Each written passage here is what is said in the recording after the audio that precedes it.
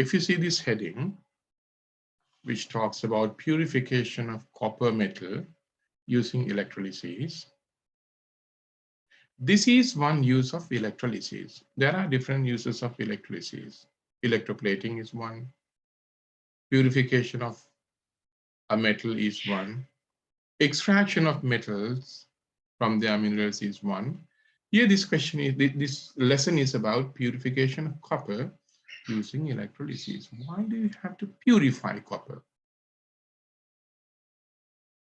It is because when we obtain copper from the ground, the extracted metal, they come in sheets. They contain a lot of impure substances. Let's say if I use a copper sheet is red-brown. I'll take red color for this. Actually, the copper is not in this color. I would rather, yeah, this is fine. Let's say this is an impure copper.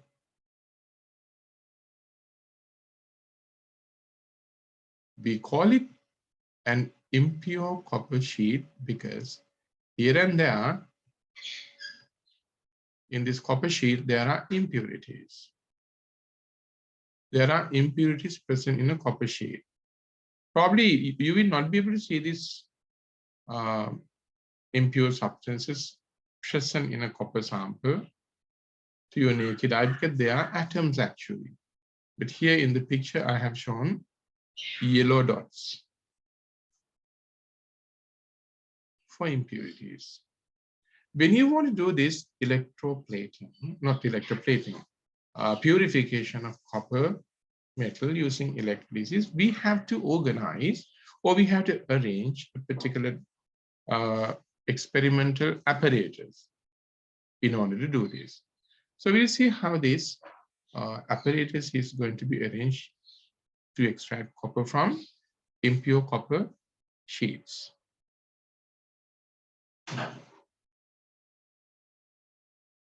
You can see in this diagram how the copper sheet has been fixed into this electrolysis cell. As I told, this copper sheet is this big one, at least by 1 meter by 1 meter, and it is impure copper sheet. Impure copper sheet.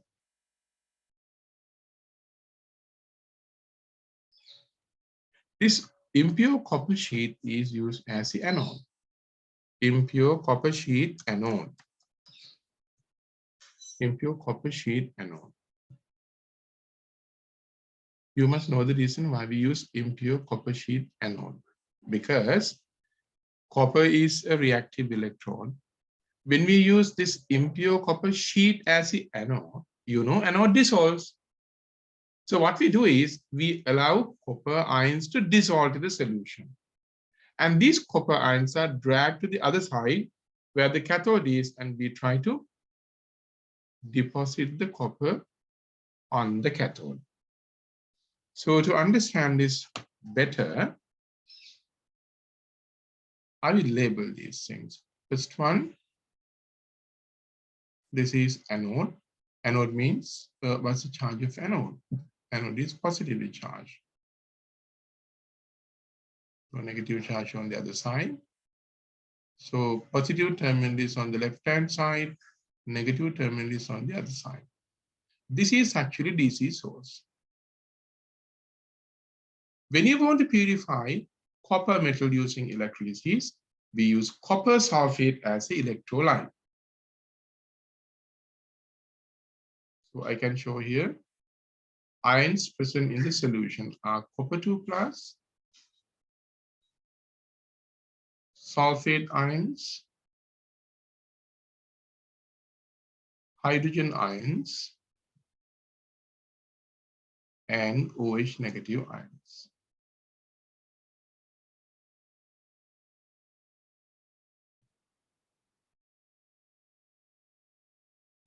On the left-hand side, we can see impure copper sheet anode. On the right-hand side, this is actually a pure copper pure copper cathode. It's a small piece compared to the anode. Because here, children, what we want to do is, we want to dissolve this. We want to dissolve this anode, actually copper, bring that copper onto the right-hand side where the cathode is there, and deposit copper in the pure form on the right-hand side. How does it happen? We'll talk about the anode reaction first.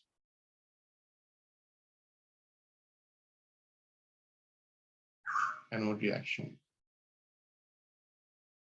You know, anode is reactive over here. Therefore, copper metal, copper solid, dissolves given copper 2 plus aqueous, and 2 electrons are given out. These electrons go to the circuit, and they travel to the other side where the cathode is. And what happens to the copper electrode here? Copper electrode dissolves little by little. I can explain this in another diagram. See.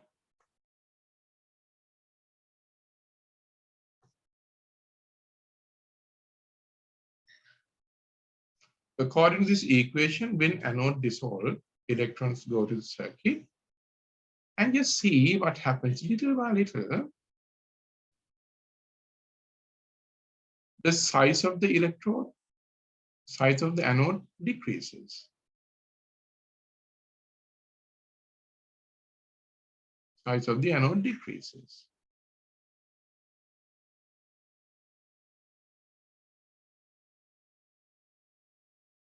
Actually, this takes several, maybe depending on the current we use, several hours, several minutes. It depends. If the current use is high, this dissolving happens faster. What happens here? The anode size decreases little by little. Why does it happen so? Because anode reaction shows copper dissolving. And at the same time, one more thing is there. Did you notice when the copper electrode dissolves, there are some yellow particles, impurities. What happened to these impurities? They will not react. They will fall down and they get collected in the solution underneath the anode.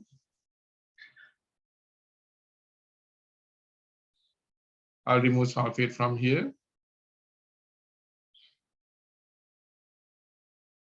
Copper particles are from here.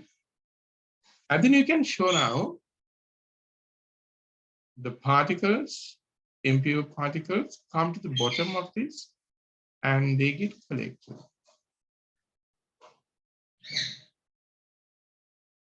And then gradually, anode is going to dissolve more and more. And more impurities, they fall down to the bottom and get collected. It's a matter of only dissolving copper that we have to think. Then impure substances come down and get collected. So this happens. All right. And then what is getting collected down here is called sludge.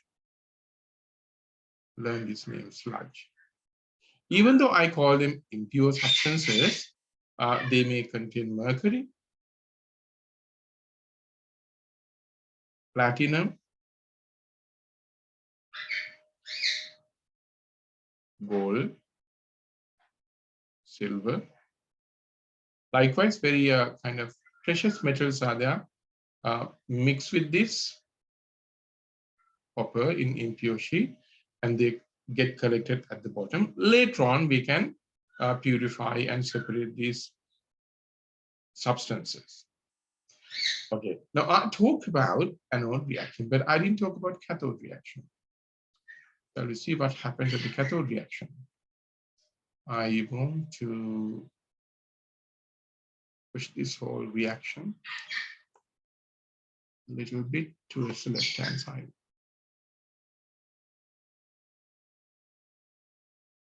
I think you take it there.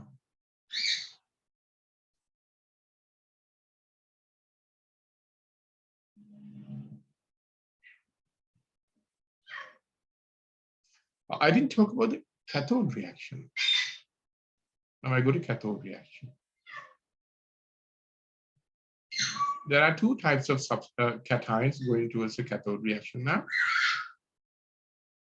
Copper 2 plus ions travel towards the cathode. H plus ions also will travel towards the cathode. But what ion will react? Definitely copper 2 plus ions will react. Because it's less reactive. Copper is less reactive than hydrogen. So the balance equation I can write copper 2 plus, take 2 electrons coming from the circuit from the anode side, and change to copper. Copper 2 plus is aqueous. Copper, the product is solid here. So we can see gradually, we can see little by little, due to copper deposition, the size of the cathode increases in size. You can see the anode size decreasing. So cathode size is increasing.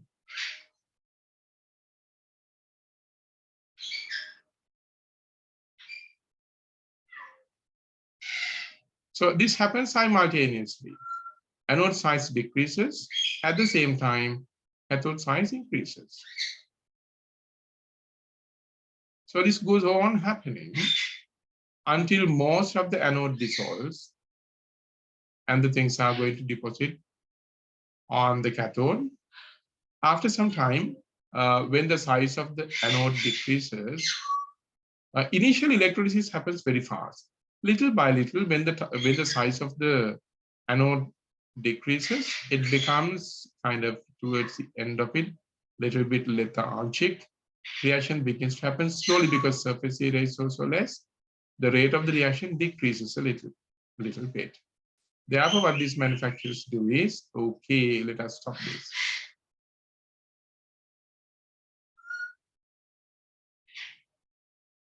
Okay, much of the copper on the anode has been taken onto the cathode. We can see how the size variation, how the size of anode and size of cathode vary with time. This is basically what happens during the purification of copper using electrolysis.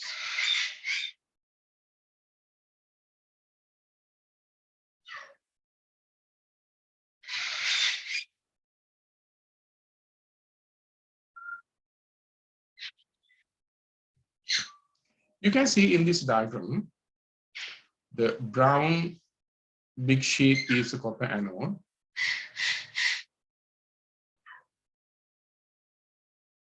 So I'll write copper here.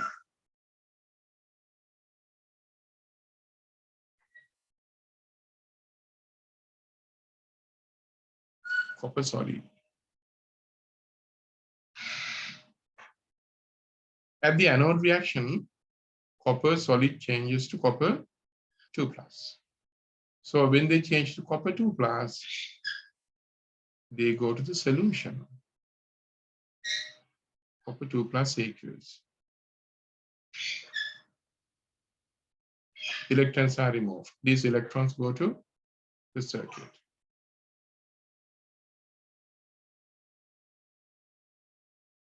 And then we go to the anode reaction. Anode is a small thing, small electrode with a negative charge on the right-hand side.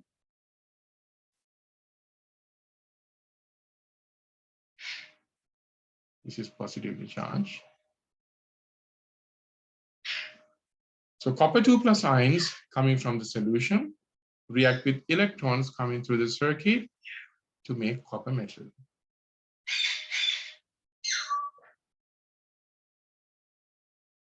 Copper 2 plus go to the surface of the cathode and little by little deposit in this. So this is a reaction happening.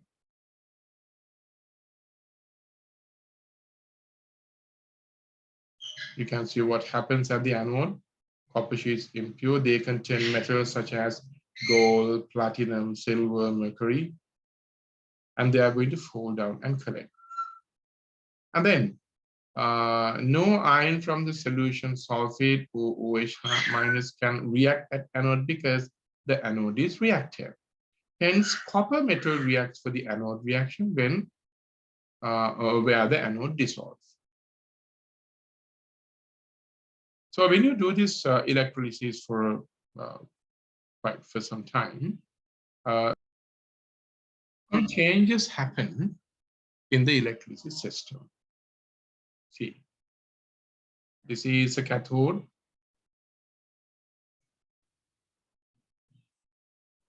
On the right-hand side, we have cathode.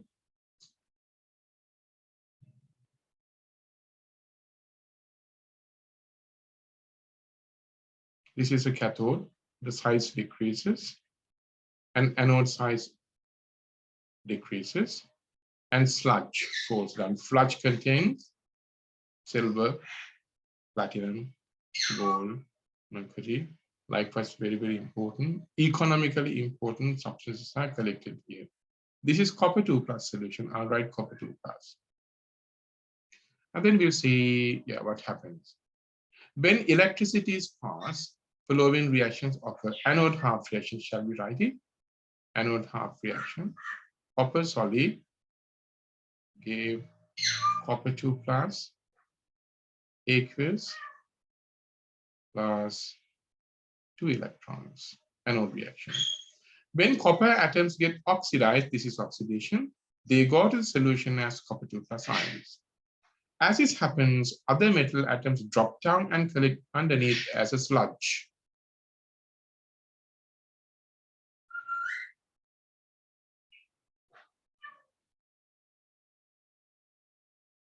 Copper 2+ then go towards the cathode and get deposited as copper metal. This is at the cathode. So cathode reaction is Cu2+, aqueous, plus 2 electrons, gives Cu.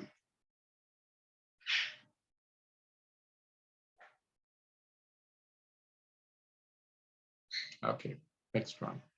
When most of the metal, impure metal sheet dissolves, the efficiency of the process reduces. Then the anodes are replaced with new sheets and the copper deposited on the, let me repeat, then the anodes are replaced with new sheets and the copper deposited on the cathode are removed with the cathode and new cathodes are fitted. Now, this goes all happening on daily basis. There's no end to it until all your impure copper sheets are done. So this is how we can explain the copper purification by electrolysis in detail. And this, of course, is a very, very important use of electrolysis. And there are some of the electrolysis, some of the uses of electrolysis. In the next lesson, I will talk about purification of aluminium oxide. Purification of aluminium oxide.